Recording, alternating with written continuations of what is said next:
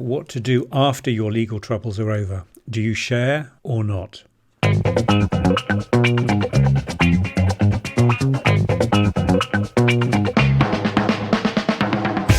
Okay, so the question today is what to do when it's all over, after your legal troubles have been concluded. Maybe it might have been just an arrest, a criminal charge, or there might have been court appearances, maybe a conviction, maybe a jail term. What do you do when it's all over? Do you tell people? How do you tell people? How do you tell your story? To whom do you tell your story? Do you tell everybody? Are you completely open about it?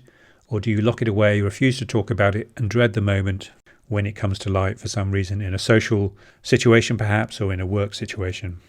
So my suggestion is that writing up the story helps, perhaps in the form of a short book or even a pamphlet. It might be the way to go. Perhaps you could write 100 pages, which could then form a simple pamphlet, a short story, to upload to Amazon as an ebook or even a paperback. And it's easier than you think. It's what I did, and I'll tell you why and how.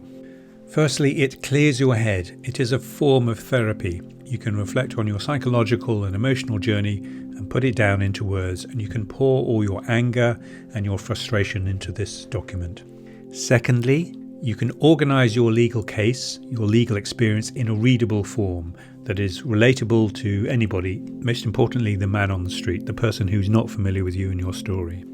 Thirdly, and most importantly, and this is what the video is really about, it becomes an historical document. So points 1 and 2 are mostly a benefit to you, clearing your head and organising your legal case. But having an historical document, which you can put away in the attic and forget about, is really of benefit to you because you can pull on it in many years to come, even decades to follow. So that when you're having these conversations, when you might have to explain yourself or it comes up in conversation, rather than bumble through a conversation over coffee or a dinner or in a job interview, you can just whip out the book, slide it across the table and say, it's all in there, you can read that. And the book will be on Amazon, let's say, so you can direct them to a website on Amazon or another website of your own and leave it at that. It's the best way to end a conversation. There are several reasons and advantages why you want to do this. It's important to note that the struggles and the troubles that you've had and you've lived through for several years do not completely end the day it is all over, after your case is finished, or walk out of prison, or the case is dropped in the Crown Court. After all, it is possible that it could raise its head in some form.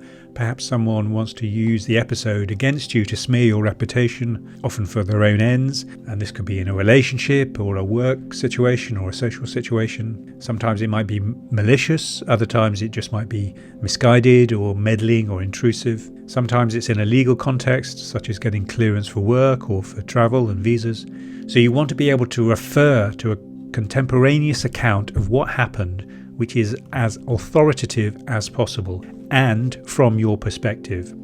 You don't want to trust a police record or a court record to be accurate or to last. Now, my police record is factually incorrect on a number of points. So what if the law changes in 10 years' time?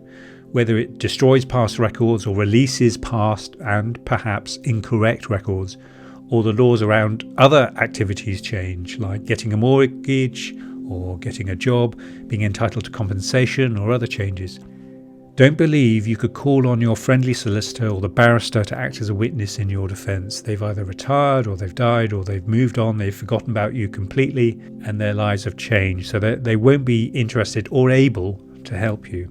Even a sympathetic police officer would not be in a position to help because it might complicate their lives or compromise their own work situation. So what do? You publish it. You publish your story, of course. So how do you do that and why do you do it? Firstly, it is a contemporaneous record of the events in your life in this situation. Secondly, it's sympathetic to you because it's told from your side, from your perspective.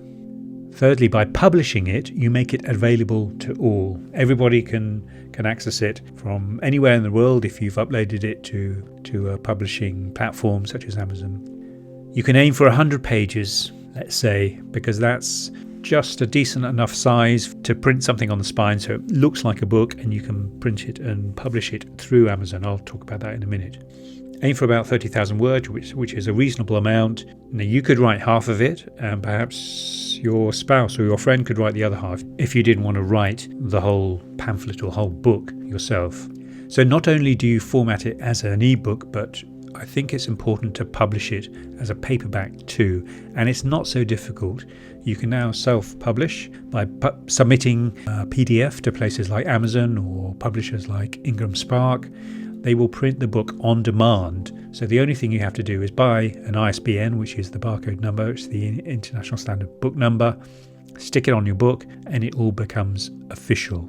Now, there are lots of videos on YouTube about how to publish on Amazon and Ingram Spark, so I'll leave it to them to give you direction on that. So you don't see it as a money-making exercise. It might generate a small income, a tiny income, but don't think of it as a money-making exercise. Now, the important thing. When you publish a book, a paperback in the UK, and I'm sure it will be the same in the US, you are required by law to send a copy of the book to the Legal Deposit Agency in Edinburgh. Now, there is the likelihood that the Legal Deposit Agency will then request another 5 or 6 copies for legal deposit in other libraries around the UK, including the British Library, the Bodleian Library at the University of Oxford, the Cambridge University Library, the National Library of Scotland, and the National Library of Wales and Trinity College in Dublin. Now, this is done for the national record. You are required to do it when you publish a book. So, what does this mean? It means a record of your experience, your case, will be held in these libraries for hundreds of years. It will far outlive the court records and the police records. So if you're embroiled in a trial in your, say, mid-20s, you can write it up, publish it, submit it to the libraries via the legal deposit, and then should something rear its ugly head in 10, 20, 30, 40 years later, somebody's trying to smear you and there's no, they're digging through old police records, you can then direct people to the British Library, the Bodleian Library or Cambridge Library, and there will be a copy of your contemporaneous, that's written at the time of the event, in the library. And nobody can move it out, they can't be pulled out. And it will certainly be better than any police record or any court records. Now, I've done this.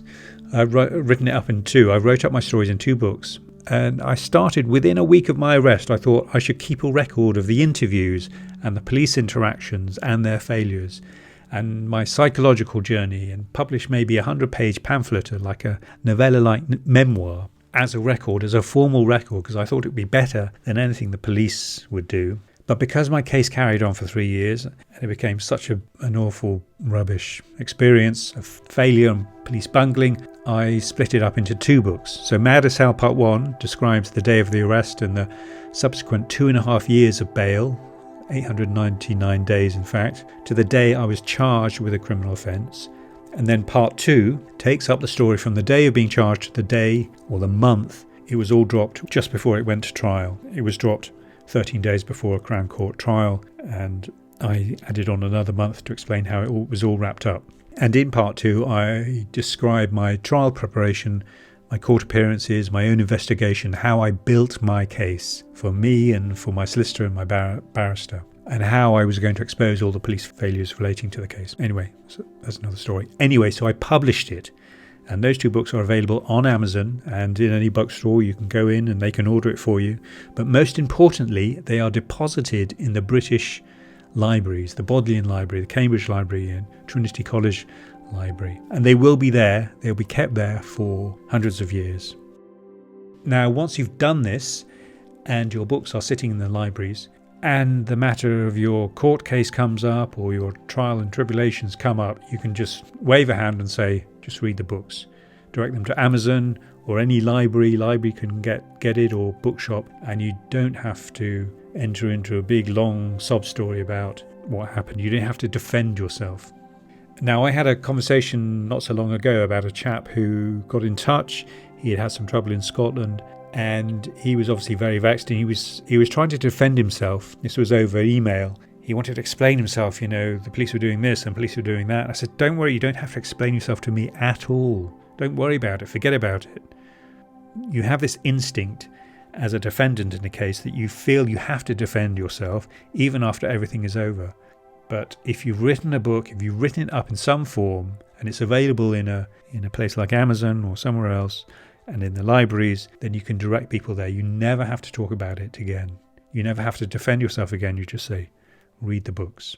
So there you have it. Write it up. It clears your head. It is a form of therapy. It clears your head. So pour in all your anger and frustration. You can organise your legal case in a readable form, so it's relatable to anybody and the man on the street. And if you're not much of a writer, then I'm sure you could find a friend or a family member to do it for you, or to help you, or to give their perspective. Thirdly, and most importantly, it becomes a historical document, and you can deposit it in the libraries, a full record that will last for hundreds of years around the UK. A newspaper is not good enough, a website is not good enough, a police record is not good enough, the court records are not good enough.